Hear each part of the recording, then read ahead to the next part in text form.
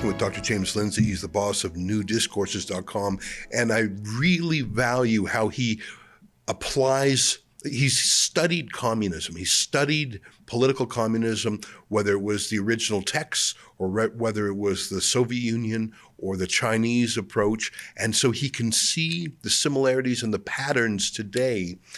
And there's no doubt about it, Kamala Harris, by the dictionary definition, was a communist, absolutely. But there's something else that's afoot. And help me understand if this fits in with the communist nature of it, Dr. James.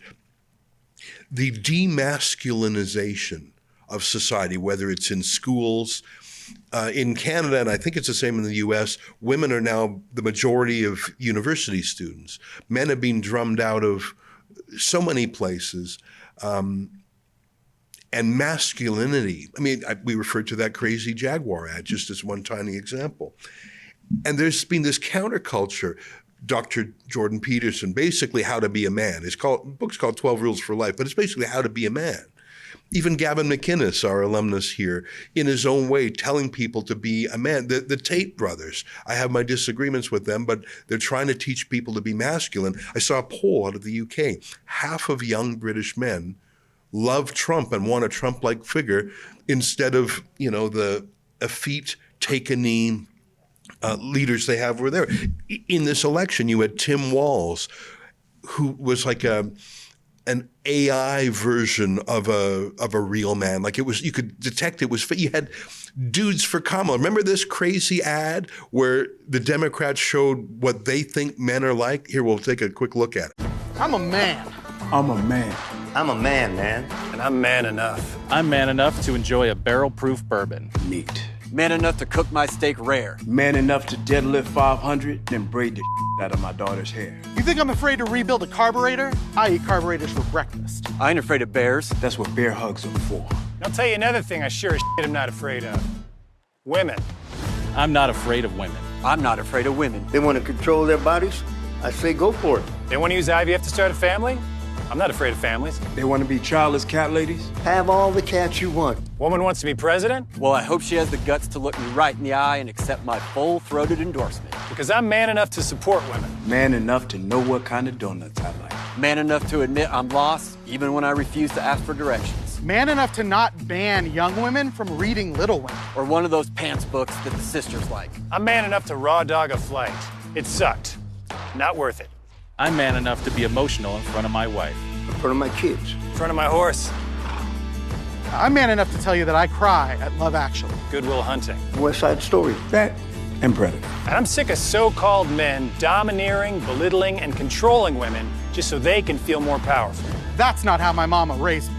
I love women. I love women who support their families. Women who decide not to have families. Women who take charge. And I'm man enough to help them win. Now, Joel Pollak says that ad, he says, Ezra, that ad was not actually targeted towards men. That ad was targeted towards women, showing what the Democrats think men should be like. And so Joel was thinking that was actually an appeal to women.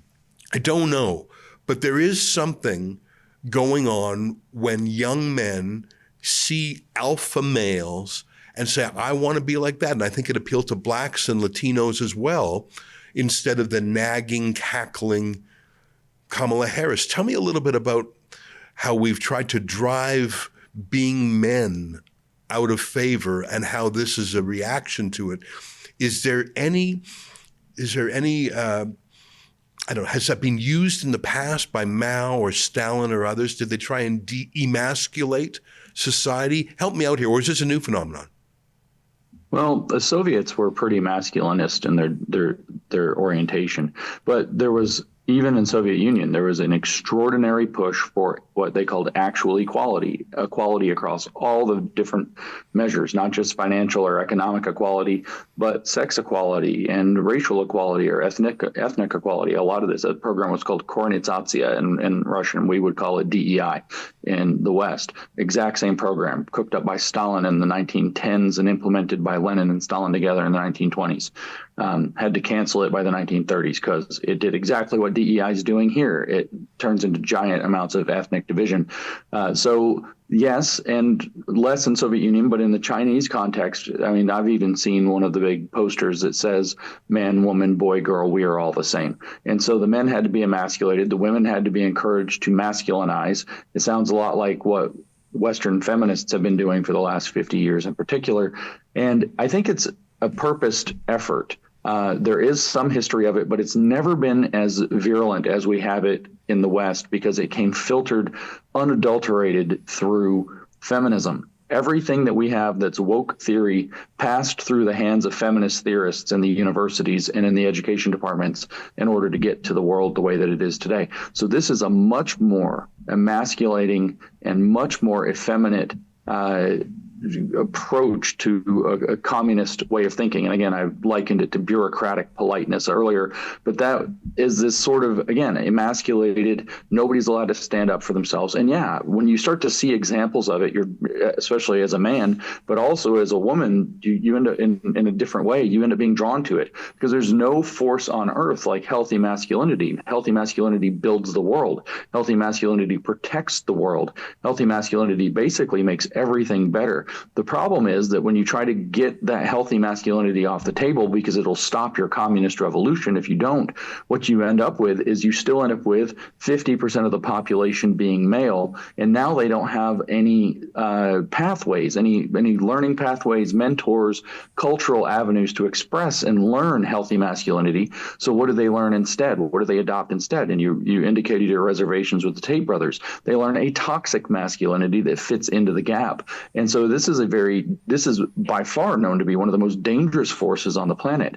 Young men who don't have good foundations in how to be masculine, how to build, how to protect, how to be a man, how to control their emotions, how to use their vision, their ambition, their dreams, their reason to restrain their passions, routinely become the most dangerous men or people in any society and can become a real threat. Now, historically, what that happens to be is that you end up with a backlash to communism in the form of a very, like you said, AI generated, in a sense, pastiche fascist masculinity, which is obsessed with the masculine form, but is in fact led by its emotions and hyper-neurotic and everything else that you wouldn't normally associate with a good, healthy masculinity. And so here we are in this weird moment where men are starting to wake up. And I'm, again, very, very glad to have the example of Trump, because Trump is weirdly this fun, positive force. He's masculine, but he's not overbearing. He's not going around beating people over the head. He's funny. He knows how to use charm and wit.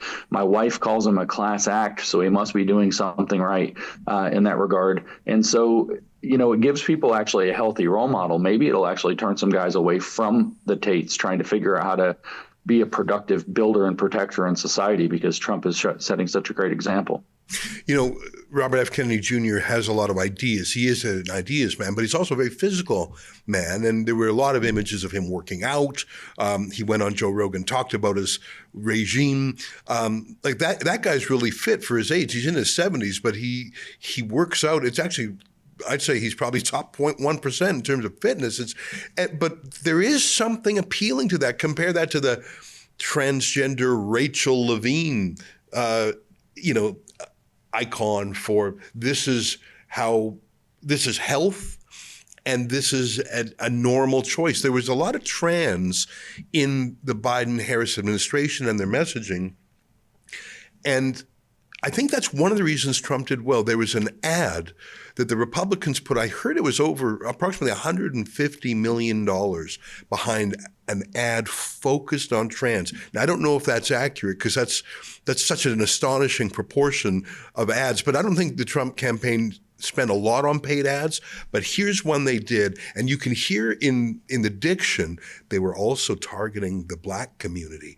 Here, Black men, they were saying to men and moms that this trans stuff is insane, and that's what the Democrats are about. Here's the ad in question. Kamala supports taxpayer-funded sex changes for prisoners. Surgery.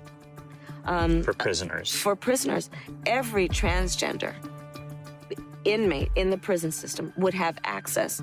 It's hard to believe, but it's true. Even the liberal media was shocked Kamala supports taxpayer-funded sex changes for prisoners and illegal aliens. Every transgender inmate would have access. Kamala's for they, them. President Trump is for you. I'm Donald J. Trump, and I approve this message. I'm not sure if they really did spend $150 million on that ad, but it felt extremely effective. And I see even in the last few days that there is a transgender Congress person elected for the Democrats who's saying, I want to use the girls' bathroom. And there's a Republican woman, quite attractive, by the way, which I think is part of it. This is how a feminine woman looks. Nancy Mace, if I've got her name right, who is saying, over my dead body, she's introduced a bill to stop biological men from going into any private spaces in any federal property. Like, I think this is a real winner. Let men be men, let women be women, and stop the trans battle. Now, you focus on the trans battle. You've written a whole book about it. What are your thoughts about that movement? We looked at the Jaguar ad. Has that moment ended, or is it just burrowing into the institutions? What's the future of transgender politics in the United States? So I want you to think of woke things, and transgender is very woke. In fact, it's Marxist to the core. I want you to think of this as like a fluid, the blob or whatever you want. It's some kind of a fluid that's always seeking to flow into the directions where it can capitalize on the maximum amount of power.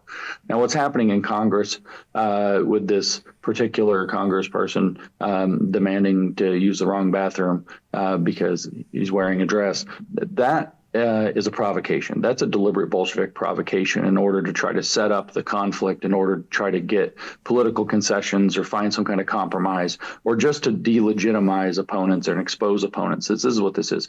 But the broader thing is that what's going to happen is that this ideology burrow is not quite the right word. It will flow.